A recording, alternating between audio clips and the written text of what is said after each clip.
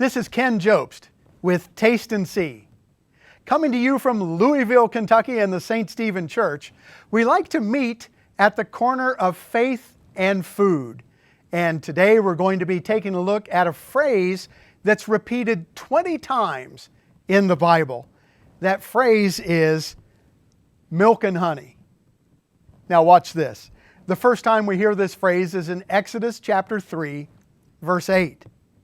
So I have come down to deliver them out of the hand of the Egyptians, and to bring them up from that land to a good and large land, to a land flowing with milk and honey, to the place of the Canaanites and the Hittites and the Amorites and the Perizzites and the Hivitites and the Jebusites.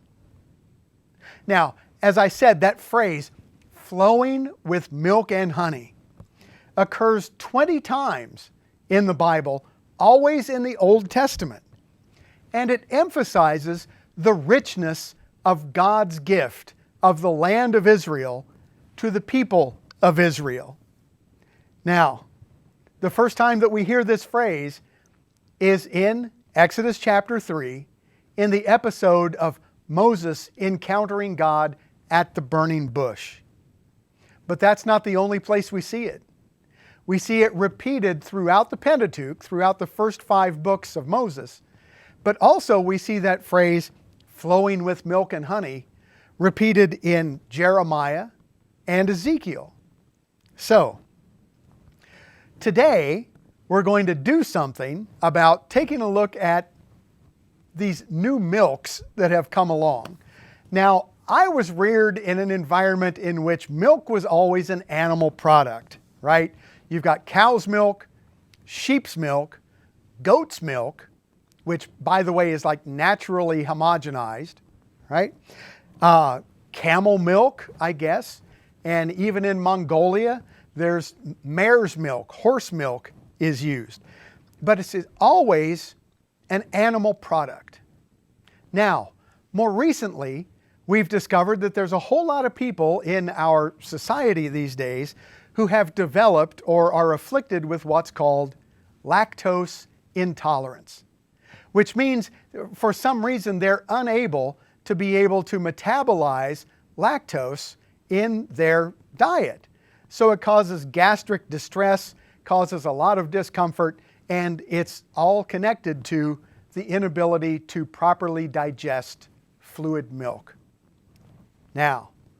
Now comes to the market what's called the new milks.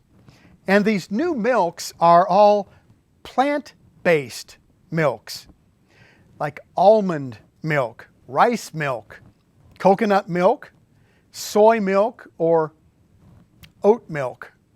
So I come today confessing that I'm way behind society's curve on the whole plant-based milk continuum. And today's going to be a taste test. I have never sampled, to my knowledge, I've never had almond milk. And so we're going to try almond milk today. And to my knowledge, I've never had oat milk. But we're going to try oat milk today as well. You know what? I mentioned among the plant milks, and I use that term with air quotes around it because I grew up with some friends who were absolute dairy farmers, right? And they're the stalwarts. They're saying, no, milk has to come from an animal. And I know that there's been some degree of discussion back and forth in the market about what is the proper label to put on these plant-based beverages. Well, I'm going to use the phrase plant-based milk, and you and I know what I'm talking about there, right? Okay. Now, it turns out among the plant-based milks, soy milk has been around for thousands of years. Remember, soy milk is one step along the way of making tofu. So in the East, right, the Chinese cultures, Japanese culture, soy milk was not so much the product. It was a step along the way to make the product, which would be tofu, which would have been a very, very valuable source of protein. Now, as it turns out, almond milk has pretty much dominated the plant-based milk market these days. Almond milk is a $1.2 billion product. $1.2 billion in sales every year. That's amazing. And oat milk, right? Oat milk, which to my knowledge, somebody can correct me, but to my knowledge, 10 years ago, there was no such thing as oat milk. Oat milk is a recent, invention?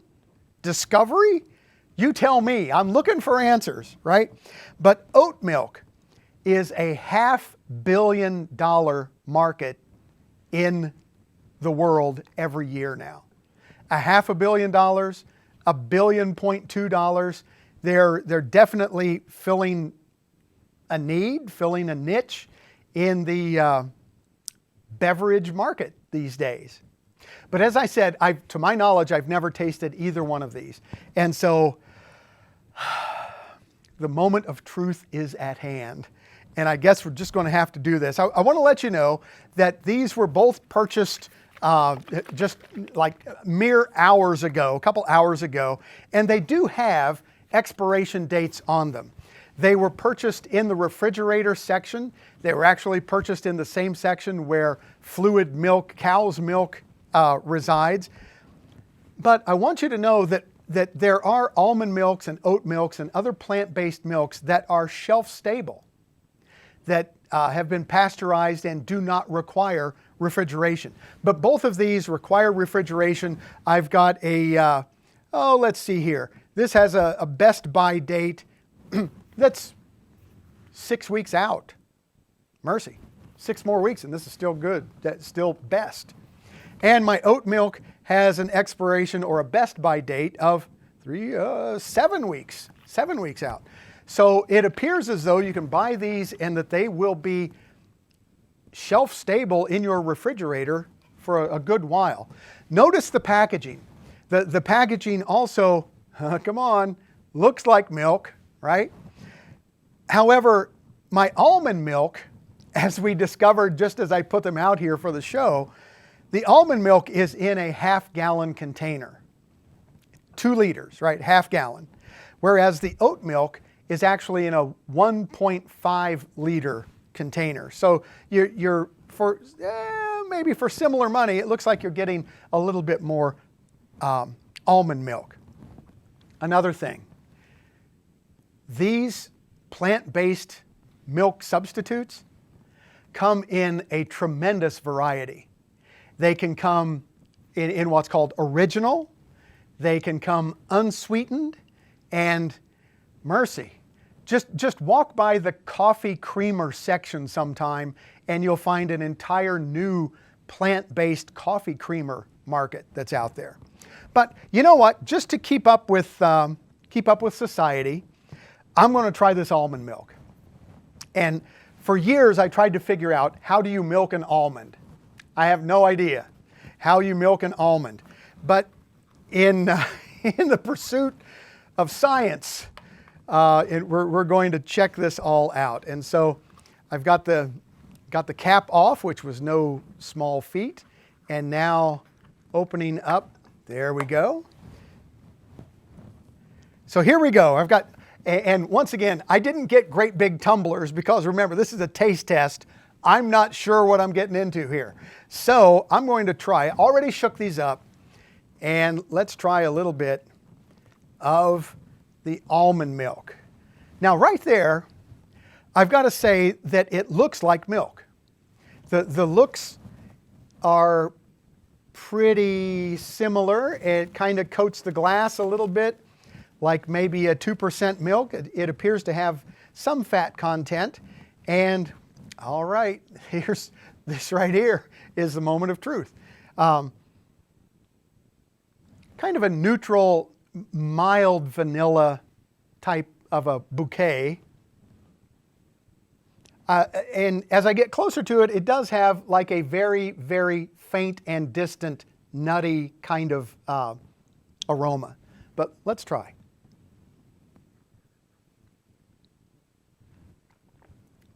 All right. Oh, okay, okay. Now, the mouthfeel of this particular variety, which is unsweetened, this is unsweetened almond milk. And the mouthfeel is pretty close to like 1% milk. So it's a, or between 1% and skim milk. One more taste here. Yeah, that's, you can definitely tell the difference. It's a different flavor. It's not at all off-putting, but you can tell that that didn't come from a cow, okay? Now, but it's not bad. It's not bad at all. All right, now let me try our oat milk here. You know what? I'm going to recharge this, put a little more in there. By the way, these are being served at, refrigerator temperature. So I would call that refreshing. I would not mind having a little bit more of that. Now with my oat milk having the same type of seal that the almond milk has, having already shaken the oat milk, now we pour it. Ooh, okay. Now, you can definitely see a difference in the color. The almond milk is pretty close to what I would call white, while there's a little bit of a beigeish tinge, off-white, bone, ecru. However, it's not as bright white as the almond milk. It's a little, yeah, it's oat colored, I guess. Now, swish it around just a little bit, and it's got a little bit of persistence on the side of the glass, what you would call legs if it was a wine type thing.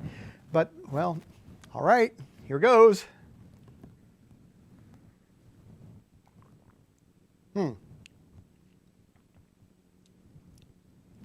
Try a little bit more of that. All right. That's oat milk. It lacks the nutty tone that was kind of in the aftertaste of the almond milk, which you would expect. It has a very, very, very, very fine texture to it, which once again is not off-putting. It's just, it is what it is. It turns out, and I'm going to refresh this once again, put a little bit more in there. It seems maybe closer to skim milk, which I had an aunt that used to call skim milk a scandal. It was just scandalous that anyone would drink skim milk. But it's a very, very thin beverage. And I have to say, I don't detect any oat flavor. There's no distinctive oat kind of substance to it there. Now, so if you're going to buy almond milk or oat milk, it's probably not the case that you're just going to sit down and drink a big glass of almond milk with a cookie or something like that. More than likely what you're going to want to do is put it on cereal. So what I have done right here, oh my goodness, is to bring along some cereal, rice checks that kind of go along with anything. And so with my rice checks right here, I'm going to pour a little bit. Let's try the almond milk right here, and we're going to pour it on. Okay, there's my almond milk. Now I'm going to do the same thing with some oat milk. Let me put just a little bit more oat milk in there. And we're going to see how this flies. Put it in here first, it'd be easier to pour into the cereal. Now, for those of you that are fans of whole milk, you know how whole milk kind of sticks to the cereal, right? You can kind of see that the whole milk is going to hang on to it. These more or less go straight to the bottom, and they're, well, let's try some. Okay, this is the oat milk. Remember, I've got oat milk and rice Chex. Ooh, I don't know if that's allowed, but I've got oat milk and rice Chex, and I think there's corn Chex in here too, which is okay. Remember, one of the reasons people go for oat milk is to get away from gluten, and so there's no gluten in the oat milk, there's no gluten in rice Chex, no gluten in corn Chex. So once again, just nibbling around the edges here.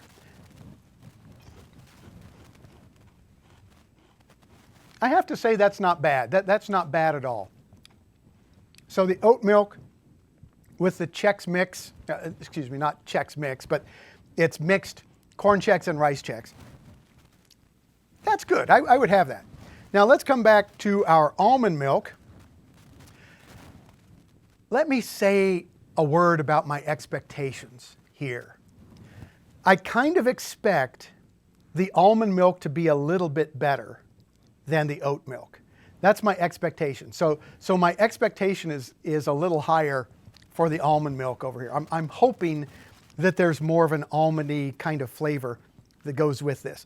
So once again, I left the spoons out in the car. So please forgive my fingers. I'm just going to pinch a couple of these rice Chex. And once again,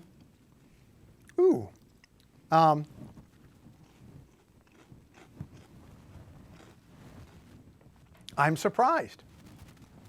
It does, okay, I've got a high level for acceptance of the almond milk because I know, by the way, did you know most of the almonds that are grown in California, grown under irrigation, each almond requires a gallon of water to bring it to maturity. Think of all the almonds that go into one of these things. It's a tremendous amount of irrigation that's taking water out of, water as a precious resource. All that being said, I have absolutely, and I'm surprised I'm saying this, I have absolutely no complaint with the almond milk. The almond milk is absolutely fine. Love it. Here's my, thank you very much. And the almond milk is very good. And once again, you can kind of see right here, we've got good coverage, and the flavor, if it's all about the flavor is very good. I've got no complaint on almond milk. Come over to the oat milk, and once again,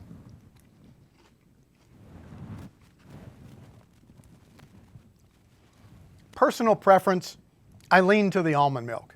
Now, I do want to let you know, before we go, I have a recipe for oat milk. I have a recipe for oat milk. Are you ready? It's just this. All you have to do to make oat milk is take 1 cup of rolled oats. Now that's like old-fashioned oats. Take 1 cup of rolled oats and 4 cups of water. Put it in a high-speed blender for between 30 to 45 seconds. That's all. Don't go over 45 seconds. So 1 cup of rolled oats, 4 cups of water, put it in the blender on high for 30 seconds to 45 seconds, and then strain that mixture, and this is what the recipe says, through like a t-shirt, something of t-shirt cotton consistency. Then what comes through is going to be the oat milk. So, and once again, they recommend use that oat milk within 5 days. Well, it's been an education for me. I hope it has been for you. But next time you're at the store and you see the almond milk and the oat milk, you know what? Might be worth a try. And as prices start getting a little bit more volatile and some maybe dairy prices go up, I would have to call these pretty good alternatives. Well, once again, from St. Stephen Church, this has been Taste and See with Ken Jobst. Thanks for coming along. We'll see you next time. God bless. Bon appetit. Bye-bye.